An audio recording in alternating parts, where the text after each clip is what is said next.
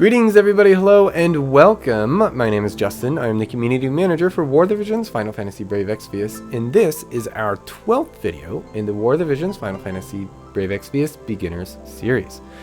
Today we are going to go over 5 tips I think that can greatly help you as a new player.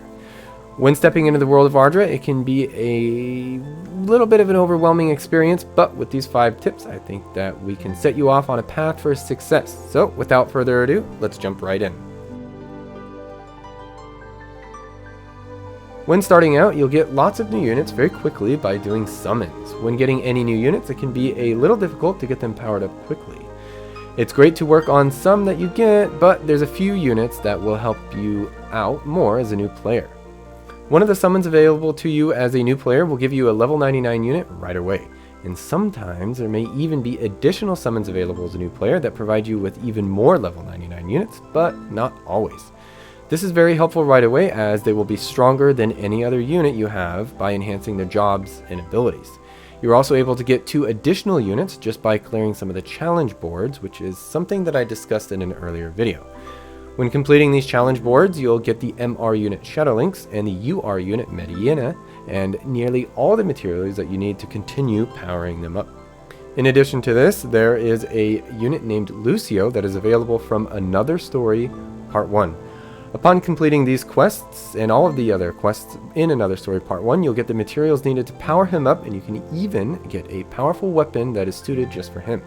Be sure to work on all of the unit's jobs, sub-jobs, and unlock all the abilities that you can. It will help you greatly. For tip number 2, proceeding in the story is my advice. I'm sure you've all cleared a few, but it's important to keep proceeding through them. Not only will you learn more about the characters in the world of Ardra, but you'll earn a lot of Visior and materials. The story quests and missions are packed full of useful items that you'll need for your units and equipment, so be sure to keep going. If you are getting to a point where the missions are becoming a little too difficult, don't forget you are able to bring in a companion unit along with you, and also don't forget to keep working on your unit's jobs and powering them up overall. Joining a guild has a huge number of benefits to new players and even veteran players, and it's very important to join a guild with active and fellow players. Upon joining a guild, you will get access to their guild barracks if the guild is high enough level. Once in the guild barracks, you'll be able to add units here, and in doing so, will start increasing their bravery and adjusting their faith to the level that you have selected. By default, any units added here will begin to gain JP, but I recommend switching the units from JP to earn unit shards instead. You can earn unit shards every 12 hours for each unit, giving you up to 2 per day. Assuming you have all of your reserves always stocked up, so be sure to return frequently to make sure the barracks are topped up. In addition to the barracks, you will also gain access to guild statues, which provide your units with small stat buffs. The higher the guild statues, the greater the benefit, so it's important to give your blessings to the 4 statues available every day. For the 5th statue, there are some guild quests that you can complete to level that one up. Once you've completed them, you'll be able to skip them each day and still receive the rewards. The guild also provides a daily incentive to you by completing any tasks related to the guild, which you can claim in your present box. Guild medals are also one bonus to joining a guild. You'll receive them for doing various guild tasks, but also by sending them to your fellow guild members each day, so be sure to do it. You can use the guild medals in the Mog shop for great rewards, so don't forget to check there. Guild battles are also a main feature of the guild system. Every day your guild will be automatically matched up with an opposing guild for a guild battle. You will take your team to attack another team in the opposing guild. Doing guild battles also completes some missions, which you can check out in the mission screen for even more rewards.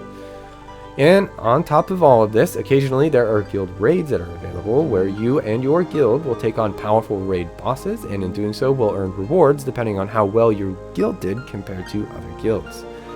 There is a lot going on with the guild system, but the rewards are irresistible. I recommend looking for a guild that matches your playstyle to get the most out of the game.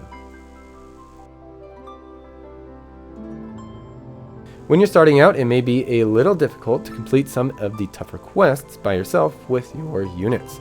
Thankfully, you are able to party up with some other players to take on these quests. As you may know, nearly all equipment missions have a high difficulty and a brutal difficulty quest, and some even offer a nightmare quest. While you can run those by yourself, you are also able to team up with 3 other members to take on the same missions. As a new player, this can be a great way for you to earn equipment and items that you may not be powerful enough to get on your own yet, as you can take in your strongest unit and run the quest with other players. There's even some advantages to doing so. If you decide to host the quest room, it will use half of the amount of energy that it does if you run the quest normally, and you get even more drops by being the host. If you decide to just join a room, you will get the benefit of not needing to use any of your energy, and multi generally carries higher drops overall. On top of this, the multi missions always have their own first clear Vizier reward, and some missions to go along with it for even more items. So jump into a multi and start earning that equipment.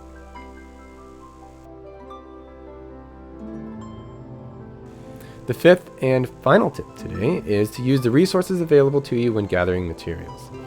Powering up your units and their jobs, equipment, etc. can be heavy on the materials, so let's take a look at a few ways you may not know how to get them.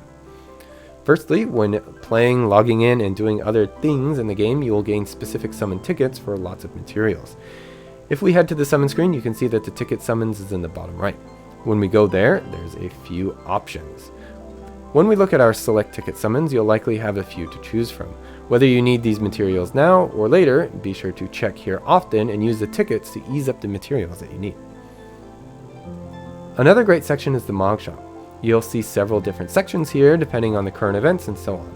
But you'll always be able to check out the guild, arena, friend, and even some more medals as well. There's a plentiful amount of materials here from Awakening Prisons, job materials, and more. If you're in need of anything specific, come here to check out the Mog Shop. If you still don't quite have enough, you can take advantage of things like background repeat to get even more materials while the app is closed, or maybe you're doing other things. Well, I think that's going to cover it for today. So hopefully these tips will help you along on your journey in War of the Visions FFBE. There's a lot to experience in the game and a lot to learn.